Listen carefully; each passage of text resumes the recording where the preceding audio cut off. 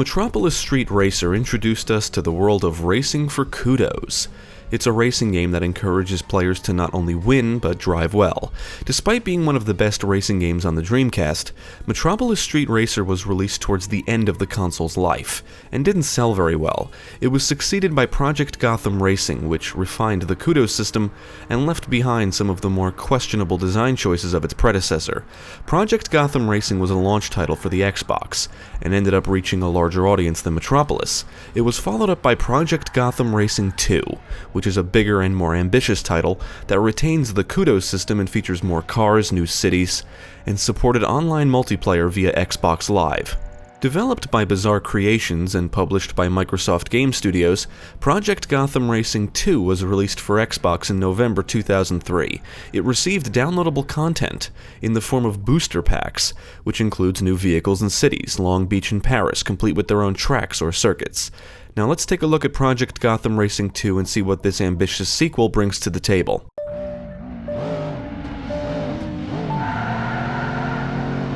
Just like its predecessors, Project Gotham Racing 2 wants you to drive fast but also carefully. You're rewarded with kudos for driving well. That means not bumping or crashing into walls or barriers. During an event, you'll earn kudos points by power sliding, drafting, driving on two wheels, getting air, overtaking opponents, and you can rack up combos, and your combo will be lost if you crash.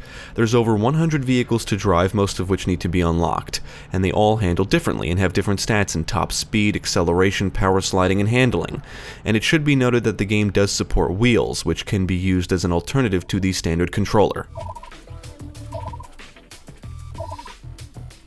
There are several game modes to select from and play through: Kudos World Series, Arcade Racing, Time Attack, and Instant Action, which immediately puts you into a race.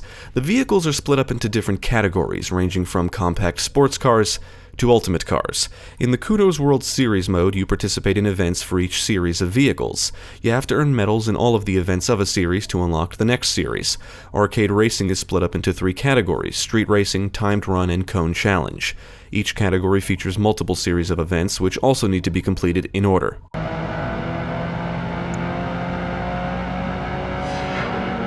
These games have always been known for their details and atmosphere. PGR2 builds upon that by going all out when it comes to how vehicles are presented. After choosing an event, you're given a list of vehicles to select from, and in addition to being able to choose a color or paint job for whatever vehicle you select, you can also view each series of vehicles in a garage, or view all of the vehicles in a showroom. You can actually walk around these areas, and the showroom features different rooms with the vehicles on display in front of windows. The actual garage contains nice little details, like a tool chest, tires, cabinets, a radio, and other things you might actually see in a garage. Furthermore, this is where you can access a mini-game called Geometry Wars. It's a dual-stick shooter where you shoot shapes for high scores. It's a lot of fun and quite addictive, and ended up turning into its own series of standalone games. I had no idea this is where it originated, so that was a fun discovery.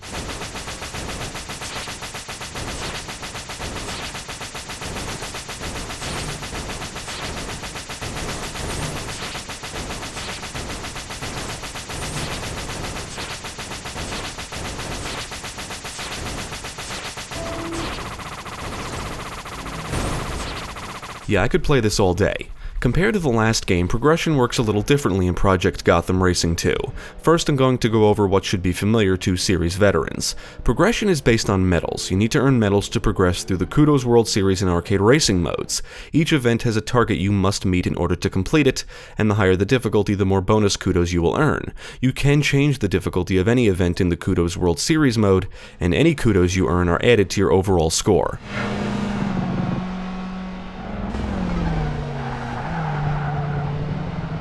Now I'll go over what's different. For one thing, there's more medals you can earn. It goes from steel to platinum, and each difficulty equates to a medal. Steel reflects the easiest or novice difficulty, and platinum reflects the most challenging or expert difficulty. In the last game, medals were based on how many kudos you earned. The difficulty determined the target you must meet and the amount of bonus kudos you could earn. So even if you lowered the difficulty, if you earned enough kudos during the event, you could still earn a silver or gold medal. In PGR2, it doesn't matter how many kudos you earn during the event. Whatever difficulty you select, that's the medal you're going to win if you meet the target.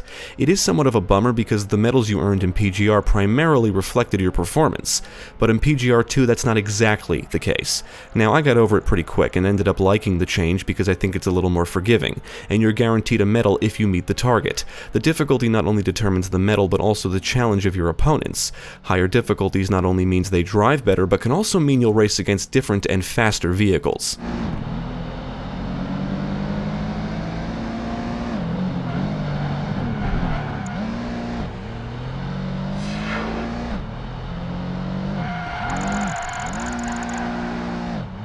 Changes have also been made to how vehicles are unlocked, and in the Kudos World Series and arcade racing modes, you are limited to what you can drive. After earning enough Kudos, your Kudos rank increases, and with each increase comes Kudos tokens. The higher the rank, the more tokens you receive. You can unlock most vehicles by spending tokens. Each series in the Kudos World Series mode focuses on a specific set of vehicles, so if you're participating in the Pacific Muscle Series, you can only select and drive vehicles from that series. Compared to the last game, this is both good and possibly bad depending on how you look at it. It's good because the events are designed around the specific series of vehicles, and you'll only go up against opponents that can drive those vehicles. But the downside is you cannot revisit these events with a better car later on. For example, you cannot use a supercar in a compact sports event. In the arcade racing modes, you are given a specific vehicle for each event.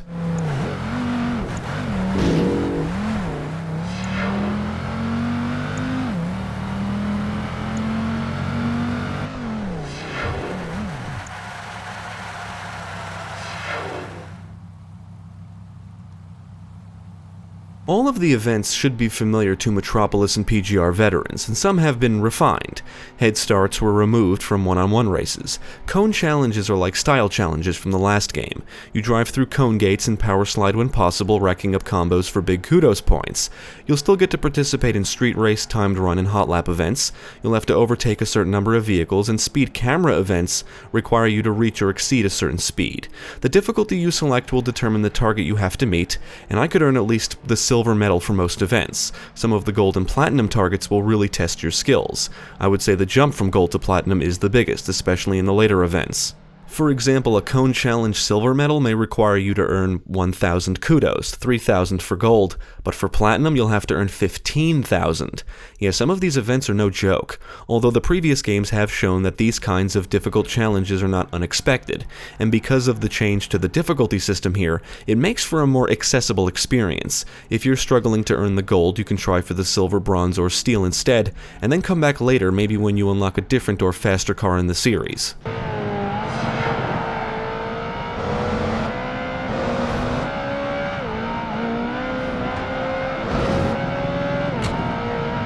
As you progress through the game, the amount of tokens required to unlock vehicles will increase. Basically, the sexier the vehicle, the more tokens you'll have to spend to unlock it. For example, it will cost more tokens to unlock vehicles in the Grand Touring series than vehicles in the Sports Utility series. That said, unless you win the Platinum medal for every event as you go, you'll probably want to revisit earlier events and go for better medals, and basically grind for Kudos so you can increase your rank and earn more tokens to unlock more and better cars. The car you select is important, as is knowing how to handle it, and some vehicles are better for certain events. The higher the difficulty, the tougher it is and the better you'll need to drive. Track memorization will become more important because one mistake could be all it takes for you to fail an event.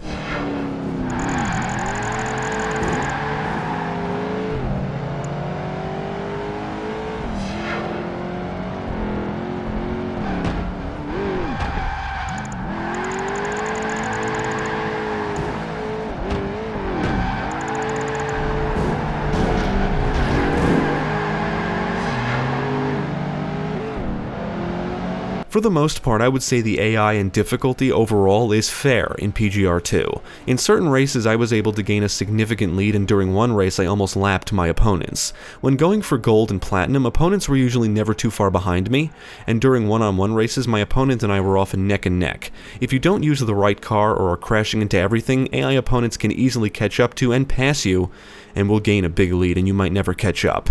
The arcade racing modes also put up a good and fair challenge, and because each event gives you a specific vehicle, you don't have the option of choosing something different that could make an event easier. You have to master the vehicle you're given.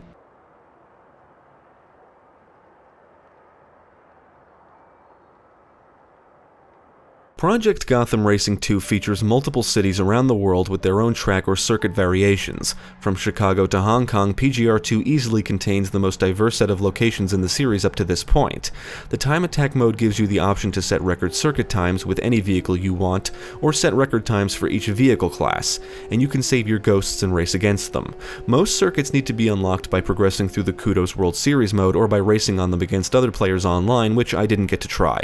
You'll race at different times of day and sometimes in the rain, and the game features multiple radio stations with licensed music. PGR2 also supports custom soundtracks, and you can actually configure the stations to play your choice of music, which is pretty cool.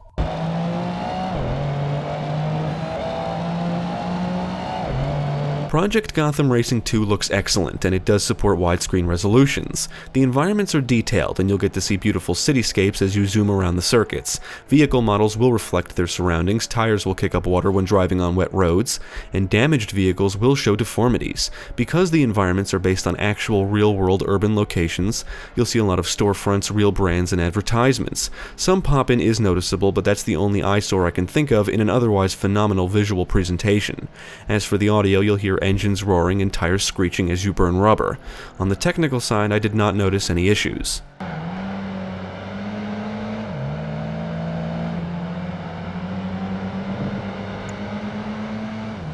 I had a great time with Project Gotham Racing 2. It goes way above and beyond its predecessor. It blows it out of the water. It feels like the developers put a lot more time and care into this, and it shows. From the amount of vehicles to the amount of tracks to the presentation, it's a phenomenal racing game. I had to get used to some of the changes, but overall I think all of them are for the better, as are the refinements. I would even say this is a great starting point if you're looking to get into the series. It will make you work to earn things just like the previous games did, but it's also very accessible thanks to the range of difficulties. Furthermore, it's a vehicle collectathon. There's a ton of vehicles to drive from different manufacturers, and every time I got to a new series I was always eager to try each one out. It really is a well-made racing game, and even though the online features are no longer officially supported, PGR2 offers a beefy single-player experience and a lot of replay value.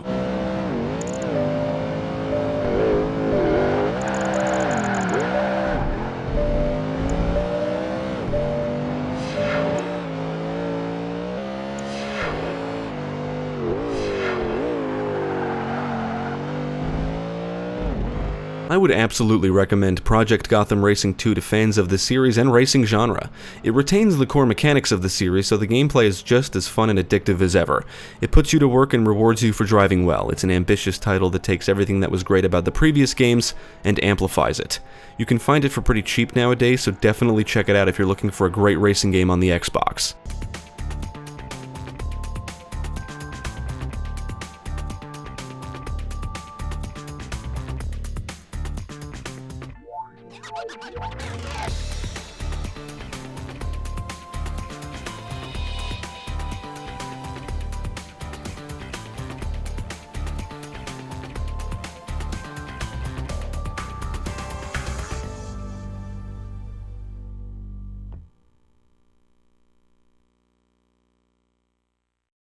Thank you for watching. If you enjoyed this video, check out the rest of our channel, follow us at the links below, and you can also support us on Patreon. If you're interested in more gaming content, check out our friends over at Gamecast.